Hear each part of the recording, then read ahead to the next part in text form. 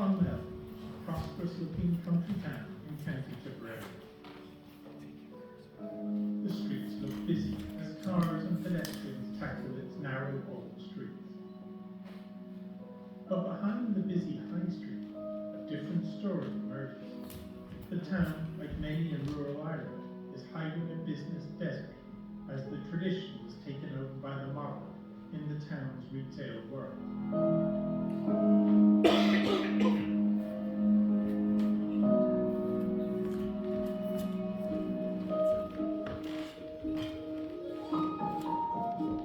But the town itself has a unique story to share with the world, one that should inspire the solution to these business problems. The key to that story is on the signs that appear in various parts of the town, and the name is Charles Bianconi.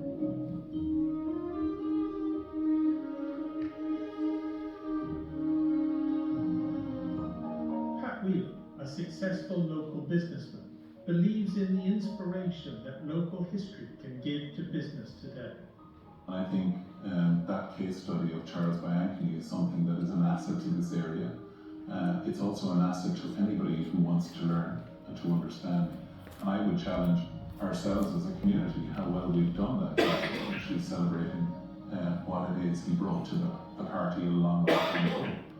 And I think, you know, it's something that can instill pride into the whole area.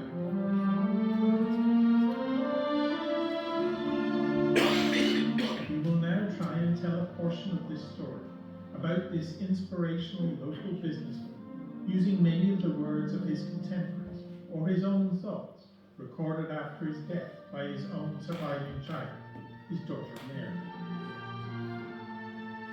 This book was written at my father's bidding, but for his commands I should not have undertaken the task for which I am hardly fitted. He was proud of his hard-won success in life. He was thankful to God for having blessed his endeavours. He was fond of the people among whom his lot was cast, and with whom he had become one in heart and in spirit.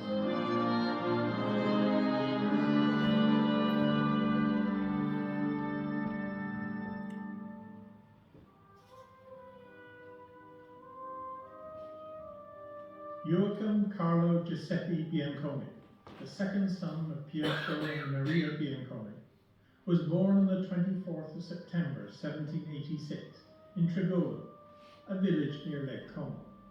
He was the second of 3 brothers and 2 sisters.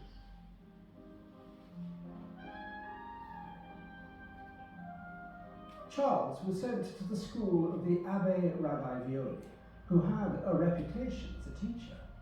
Young Bianconi did not, however, add to the fame of his master, as he acquired a reputation on his own account, that of being the greatest dunce and boldest boy in the school. Europe at this time was a dangerous place for young men, with the prospect of conscription into the armies of Napoleon. So staying at home was not really an option without a clear profession or ability.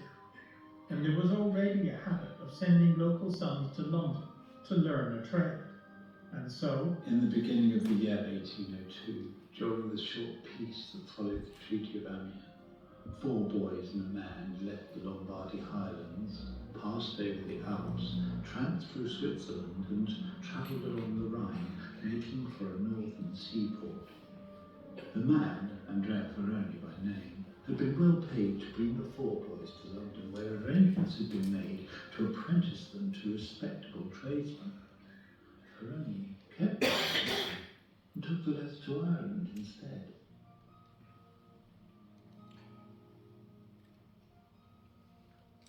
arriving in Dublin, Ferroni obtained lodgings in Temple Bar, near Essex Street Bridge, and promptly set to work. With the aid of a big fire and mould, he proceeded to cast a number of leaden frames, in which he fixed pictures he had brought from Italy. And in a few days he sent out Carlo to sell the pictures in the streets, in a city among a people whose language was entirely unknown to him. Charles Dickens, a famous English writer and visitor to Ireland at least 3 times in the 1800s, takes up the story. It thus happened that in the summer of 1802, a chubby, bright-eyed, curly-headed, pleasant-faced Italian boy, some 15 years of age, was to be seen wandering about the streets of Dublin, selling cheap prints in leaden frames. All the English the little fellow knew was buy, and when asked the price, he had to count the number of pennies on his fingers. When the local market was oversold, the now Charles Bianconi was sent further afield. I soon learned a little English, and then I was sent off into the country every Monday morning with £2 worth of these pictures, and 4p allowed me for pocket money, on the understanding that I was expected home on the following Saturday evening.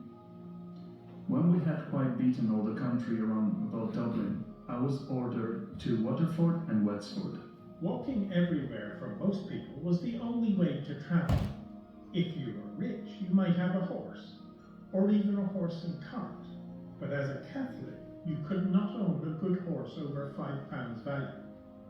The canals were far too expensive for Charles, so walking great distances was the only way to go. At the expiration of 18 months, which was to have been the period of my exile, if I had so willed it, he declared himself ready to fulfill his engagement with my father and take me back to him. My pride was so mortified that I declined his offer. Colin restored the lad his freedom, and what was perhaps as valuable, his purse containing 100 louis d'or. With this capital, stout limbs and a light heart, Charles Bianconi began the work on his own account. He produced a deal box, filled it with prints, stopped it on his shoulders, and became a peddler. With this pack on my back, which weighted over £100, I have frequently walked from 20 to 30 miles in the day. I was then 17 years old. He was astonished at the dram drinking of the men and the pipe smoking of the women.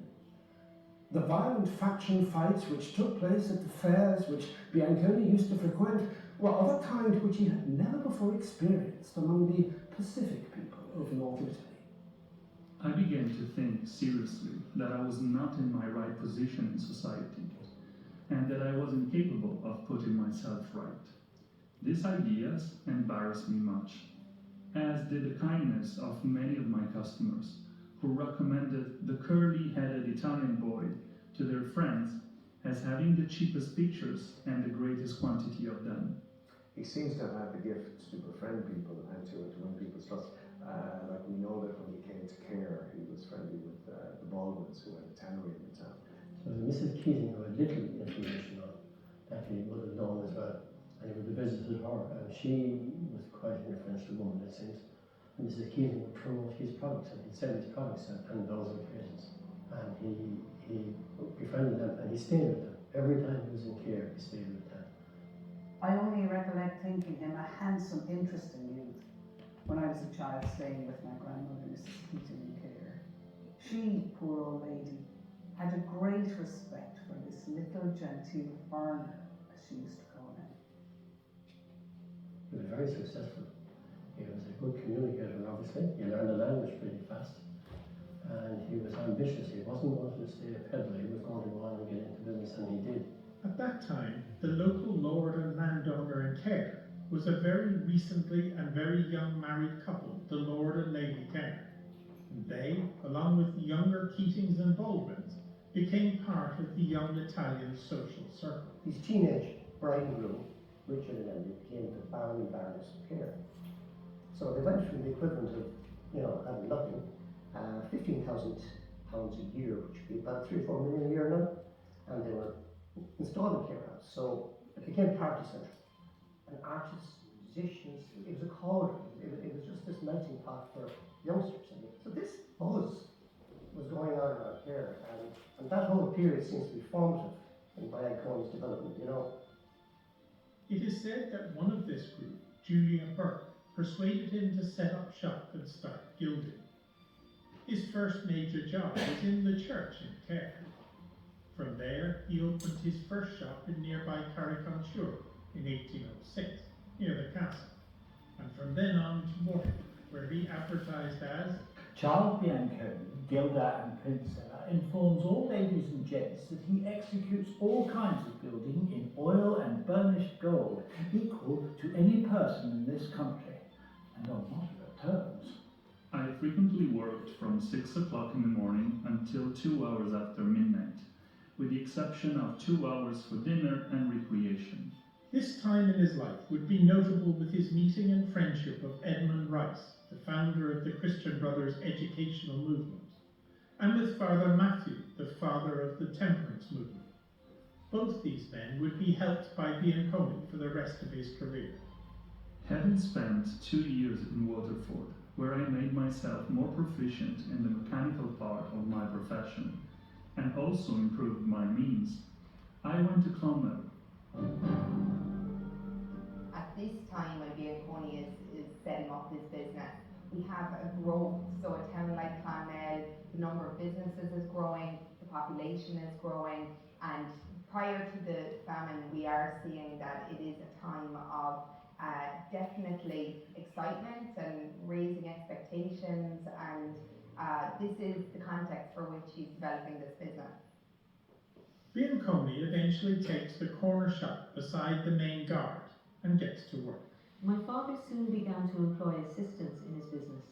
He had in his employment 3 Germans, one of whom was a woman, and there was also Pat O'Neill, who afterwards came to be head clerk in the car office.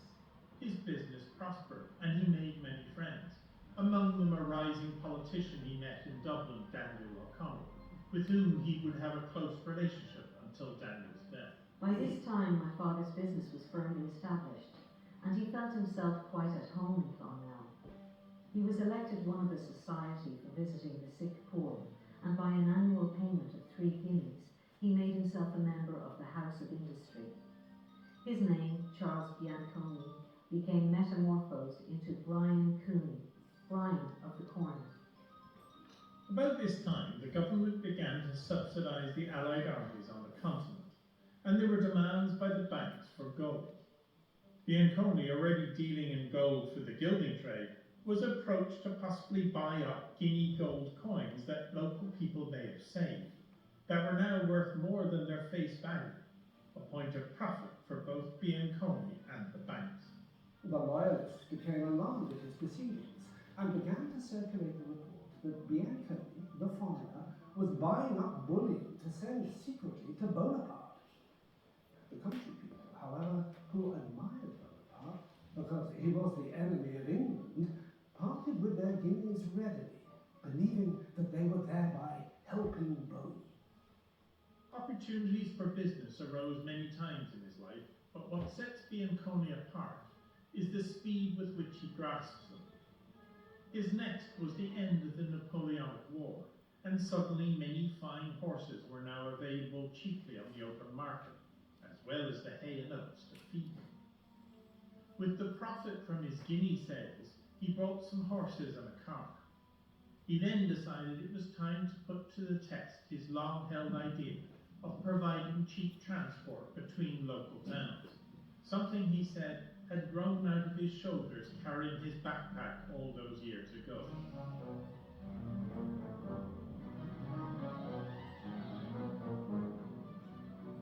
When he first came to Clonmel, the tradesmen and small shopkeepers, if they had business to transact, would walk to Waterford and back, about 28 Irish or 33 English miles. Coaches were not so common then, and their charges were too high to make them of general use to the ordinary traveller.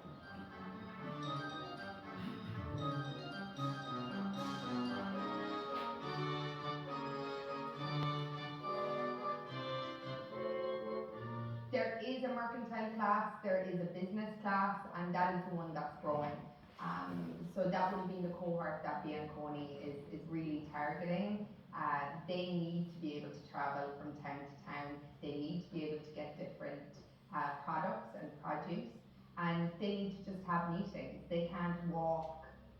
kilometres in a day. That will take the entire day. And they can afford a penny or whatever the cost is for that trip.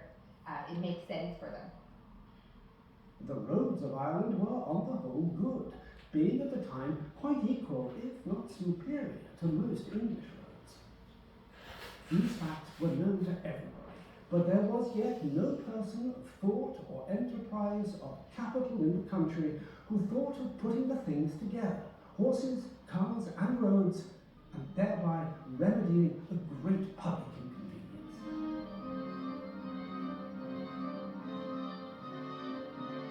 On July 6, 1815, he ran his first car, available for 6 passengers, the 8 miles from Clonmel to Cahir, for a penny farthing a mile.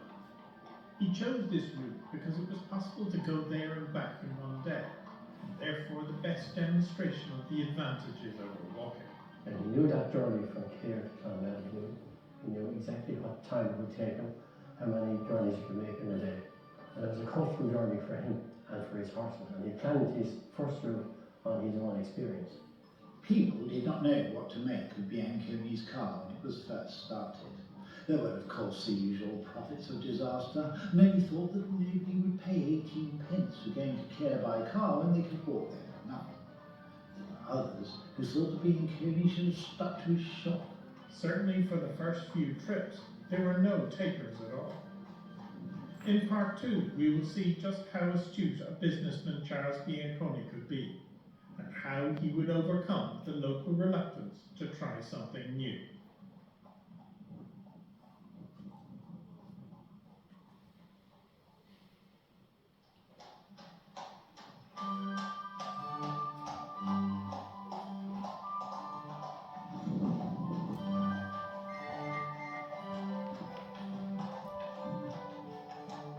In 2023, the sound of horses' hooves echoes once more in Clonmel's streets, as a group from the Cahir Social and Historical Society and friends, in various old and new horse-drawn cars, celebrate Charles Bianconi's famous attempt over 2 centuries ago to set up a low-cost transport system between the towns, starting with Clonmel to Cahir.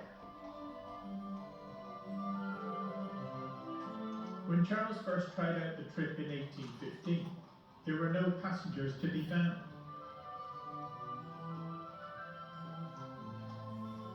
Dr. Pat Wallace, author of a new definitive book on the history of Irish horse-drawn transport, takes up the story. It wasn't a success.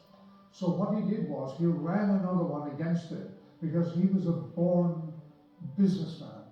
He ran another one against it to create the illusion of competition.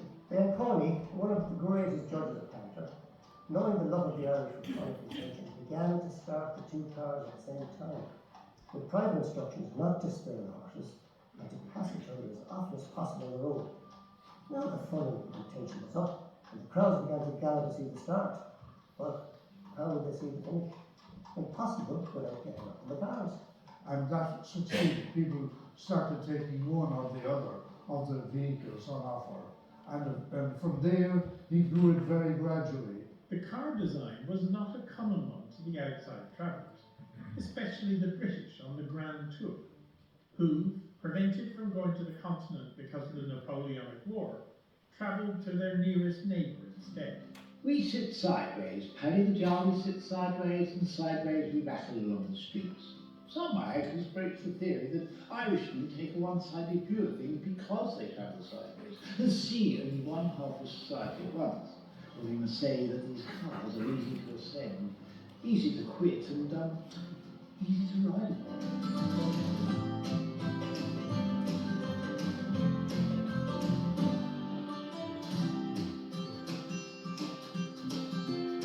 Running this first car to Cahir was such a success that Bianconi decided to open routes to other local destinations, and so his network began to grow.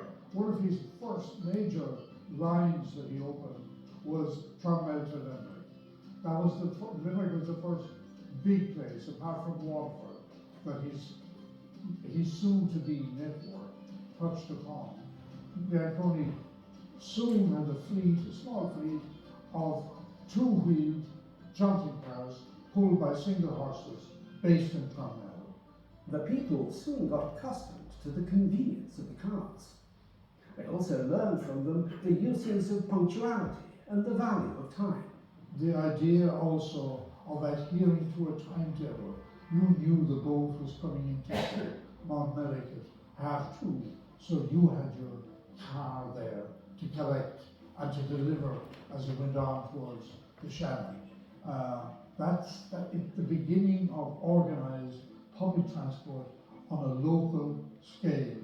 That's the contribution of Bianconi. At the height of his fame, he was in Limerick one morning supervising the departure of one of his coaches for Dublin, when a messenger arrived informing him that Lord Inchiquin wanted a seat and would arrive in time. Now, one of Bianconi's principal rules was that the coach or car should start at a fixed time. On this occasion, as usual, Lord Inchiquin was late, and when he arrived, the coach had left 10 minutes before. Of course, his high and mighty lordship was in a towering passion, and turning to Bianconi, he shouted, "Did I not send my servant to inform you I was coming?" "Yes, my lord," said Nurse Twyla, fine Italian, "but the car was advertised to start at 9 o'clock. It went to the minute, and my car's never late."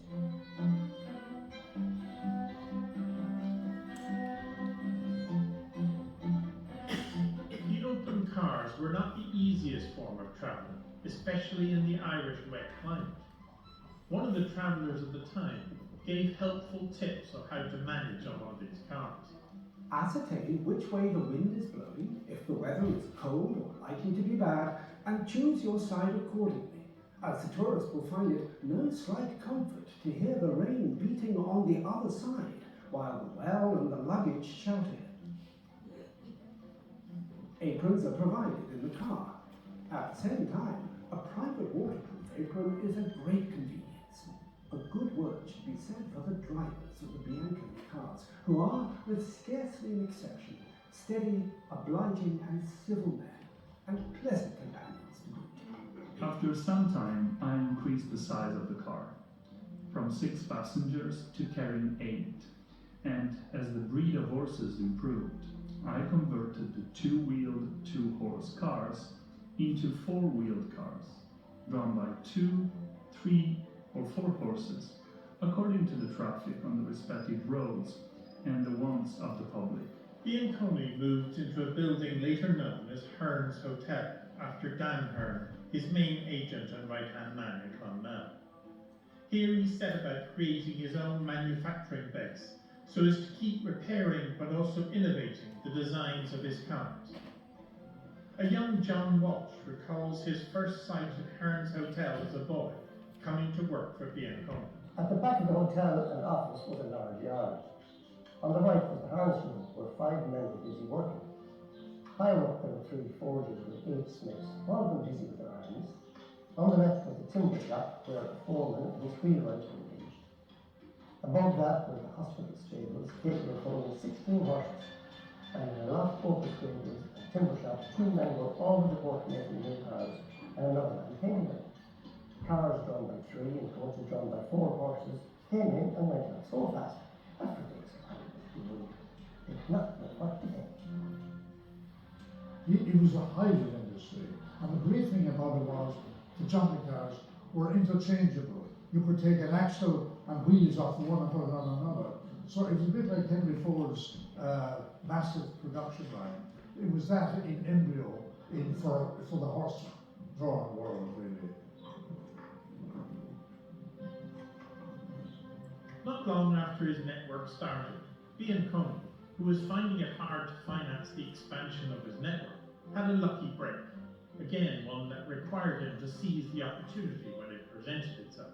At the Waterford election of 1826, the Beresford party, who were all-powerful, asked Bianconi to supply them with cars. This he did, but the most powerful party was not the most popular. Bianconi was pelted with mud, and some of his cars and horses were thrown over the bridge into the river. Bianconi thereupon wrote to the Beresford agent, desiring to be released from his engagement. Bianconi was released from his contract. He then was engaged immediately by the other side, O'Connell's party, who he then helped win the election, and was paid £1,000 for car hire. This allowed him all the capital he needed. With his success in business came the chance to marry. This he did in 1827 to Eliza Hayes, some 20 years his junior. After his marriage, my father's car business prospered rapidly. He felt the land hunger strong on him and was merely purchasing a nice property. But speaking to the Liberator about his plans, Daniel O'Connell, in a friendly way, pointed out to him that he could not purchase land, as he was yet an alien in the country. His marriage to an Irish woman, the birth of his child, his increasing business, and his avowed intention of always living in Ireland were all excellent reasons for his application being successful. Bianconi would eventually become an Irish citizen in 1831. He could now legally own land. So after renting for 6 years at Hearn's Hotel, he then purchased an old charter house school, which he renamed Silver Springs, just outside Clonmel. It was discovered after he bought Silver Springs that the deeds would not allow Mass to be said under the roof. He promptly replaced the roof. In 1832, Bianconi heard news that his father had died, and he left on one of the 3 trips he would make in his lifetime to Italy, to dole out his inheritance and be, as Mary described, a benevolent rich uncle, but then return to his adopted home in Clonmel.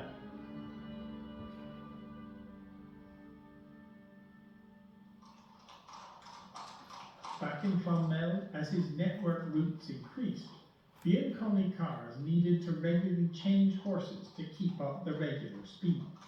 So he created a network of Bianconi inns, places such as the recently renovated halfway house that still proudly remembers its Bianconi roots.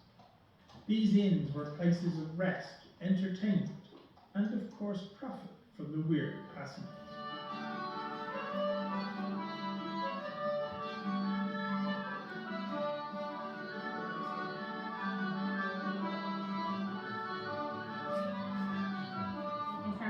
Bianconi, like you know, this was one of the coach stops for Charles Bianconi between Clonmel and Dungarvan.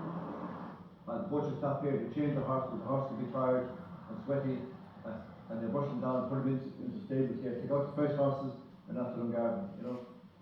These inns were not just for passenger lodging and shelter for his spare horses, but they were also part of a vital depot network across the country to feed all these horses. He saw that if you could control your own hay, oats, and all that for horses, you would be free of the market. So he bought tons of oats and stationed them at certain places along the road, kind of depots. The buy-ins now became very popular. Everybody was under obligation to them. People would go and come from market and buy and sell their goods more advantageously, and it was found better and cheaper to ride than to walk.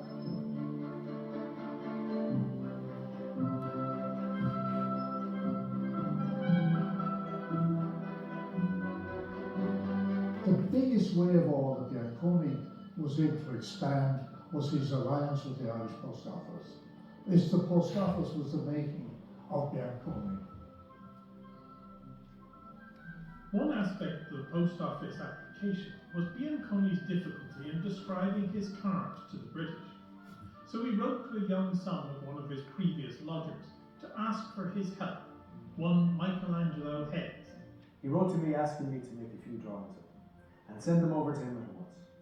I was only a boy at school at the time, but I complied with this request and sent him the drawings.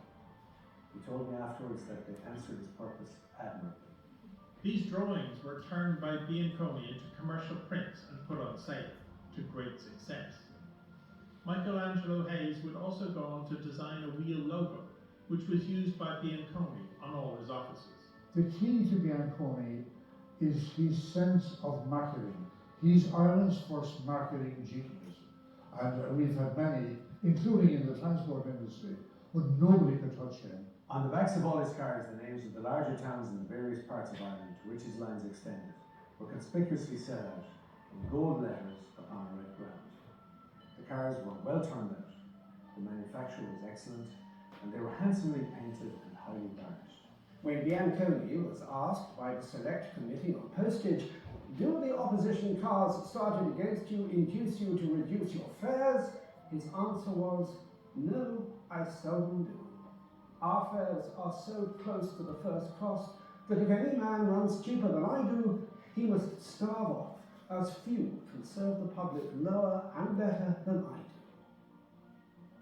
Then, in the later 1830s, he printed a little timetable, a 13-page timetable. That's all innovative marketing of the highest quality, and that's Bianconi. That's the key to him.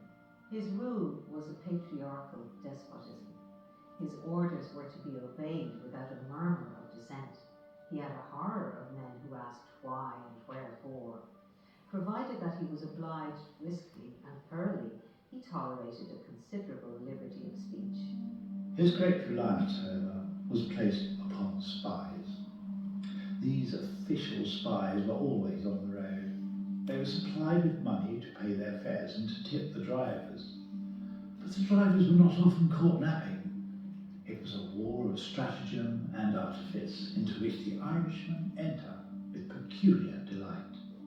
These very much dreaded officials, as my father's clerk styles them, had to report the number of passengers, which was invariably compared with the number marked on the way-bills. They also reported upon the state of the horses, of the harness and the vehicles, the behaviour of the agents, drivers, helpers, and especially the demeanour of the agent towards the public. Civility, attention, and punctuality were always rigidly enforced, and anything calculated to offend the public was always punished.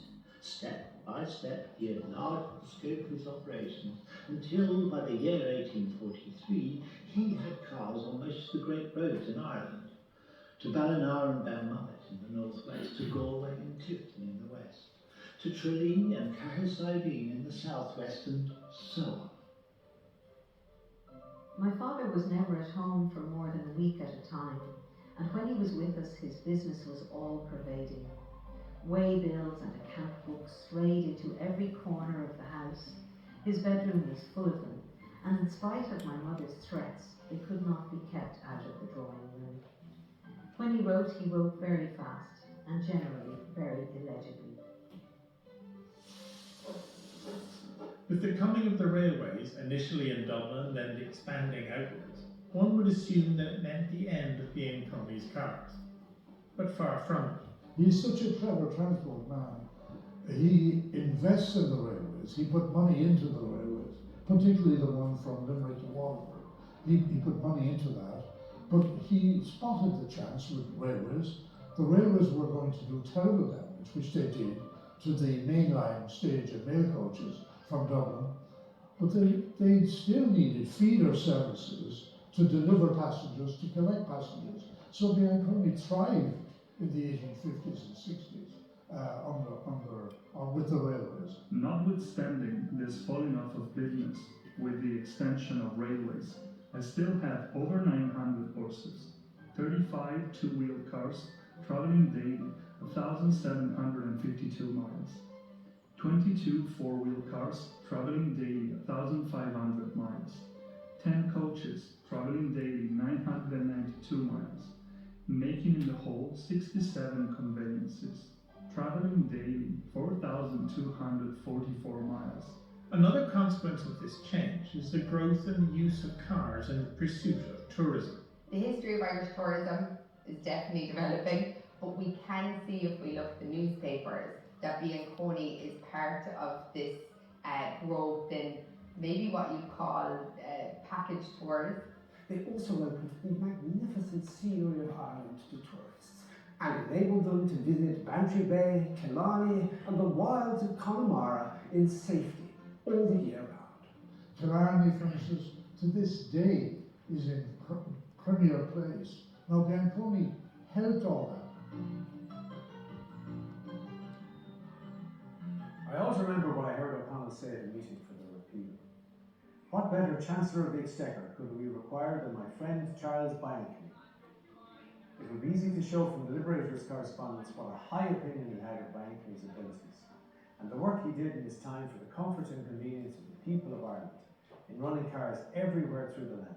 Bianconi also took an active part, now as a rich man, in the charities and where the Catholics were allowed in political office, serving twice as the mayor of Clonmel. And when you look at all the scrolls here in the chamber, you're going back to the 1400s or whatever, all those names to natives of Clonmel would be mainly the big landowners of the day. So it was probably a great thing that someone like Bianconi managed to come here, and you had to be voted in by the business people. So it would be much harder to be elected mayor back then, especially if you were not from the areas. His second year as mayor coincided with the onset of the famine. By now he owned a large estate near Cashel called Longfields and was running soup kitchens for the starving and providing work for whoever wanted or could manage to work. As chief magistrate, he ruled the little community like a patriarchal autocrat, distributing justice, charity and advice liberally and impartially. Bianconi founded, with Daniel O'Connell, the National Bank. He served as a Justice of the Peace and Deputy Lieutenant of County Tipperary. He was a major supporter of the new Catholic University and other major Catholic charities. So popular did Bianconi become that when he lost the contract for the carrying of the mails, a mob of 10,000 gathered outside the GPO in Dublin to denounce the Postmaster General. Armed dragoons had finally to intervene in order to disperse the multitude. His connection with Daniel O'Connell was not only due to his admiration for him, but Bianconi's son married Daniel's granddaughter, and Daniel's nephew married Mary Bianconi, his youngest child.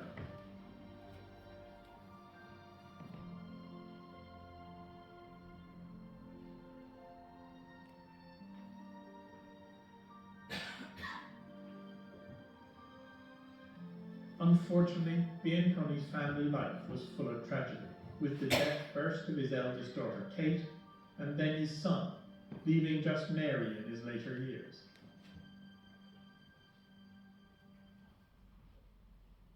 I've often sat with him in his carriage driving along the roads through his own property, and which very roads he had often walked in former years, when all his worldly goods were carried on his back. Surely a feeling of pride and exultation was allowable in such a man, as he looked around upon his own fields and talked of the struggles of former times. After many successful years, notices were sent out in 1867 to denote the ending of Bianconi's network. About 3 years before his death, my father got a slight paralytic stroke, which made him rather more unable to help himself, and which in some measure affected his speech, but in no way damped his indomitable energy. To the very end he continued to go about, and at the very time of his death he was engaged in the purchase of land. He did not bid us goodbye, and I have no last word of tenderness to recall. His face was calm and placid, and at last he passed away very quietly. Charles Bianconi died on September 22nd, 1875, aged 89, and was buried in the chapel he built on his estate, in which he had already interred his son and daughter. His funeral was more than half a mile long. The people carried his coffin on their shoulders, from the parish church to the little mortuary chapel, and I never saw stronger feelings of sympathy and respect. And so ended a chapter of Irish transport history and of Irish national history. He didn't play hurling for Tipperary, he didn't fight or shoot any rifles, but he did great work for Tipperary. So I'm going to ask everyone to give 3 cheers for Charles Bianconi. Hip hip! Hip hip! Hip hip! And leave a round of applause, please, for all the carriage drivers and their families. It remains a mystery why such a person, who had such a huge impact on the opening up of the island at a crucial time in its history, that attracted admiration from beyond these shores, why such a person is not more well known or honoured on a national stage.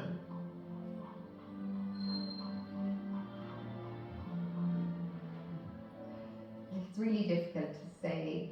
Maybe it's because he's a migrant, maybe it's because the 19th century has gotten less attention than perhaps the 20th century more recently. Over the last 20 years or 30 years, that memory, the folk memory of Bianconi slipped. And yet, when you go out and talk to people, there are milestones, there are these reminders of Bianconi's times and his achievements all around us still. Charles Bianconi, resident of Clonmel, and a man who left a profound mark on his adopted country. Can such a person not set an example to the Clonmel of today? Some of the best inspiration comes from the past. It's sometimes not about inventing something, it's about going back, seeing what was done before, and maybe representing it, or contemporizing it, or making sure it's understood. Just it's very seldom in your life you'll come across that kind of businessman in some way totally different than the norm. And I think, it's something that can instill pride into the whole area, an asset we haven't really got the full value of yet. And the most important word there is yet. You can't just forget that. It's impossible, really. How do you? I am, yours faithfully, Charles Bianconi.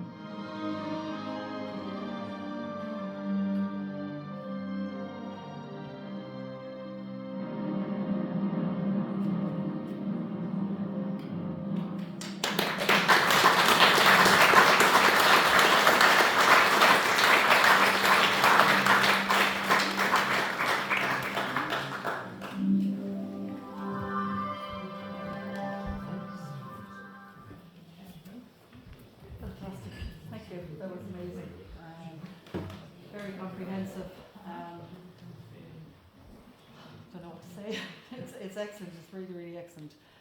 Just to note as well that Oliver is kindly giving us permission to put this film up on the council's website, the Heritage Council, the Heritage Officer's website. And we'll also put it up on the museum's website as well for anybody to use. And I suppose the main focus of this is that school children can gain access to it and learn a lot about it. It's quite comprehensive, and that has all the images and texts and different things like that. So and some great primary source material as well. So thanks a million for doing that. It's incredible to have that history brought together, and it's a real asset for Clonmel and Tipperary. So thanks again, Oliver and Co. And I'm going to call on now Dr. Pat Wallace to talk about him a bit more, and I'm going to get you some water actually, so just take it. No, you want to come up. All right.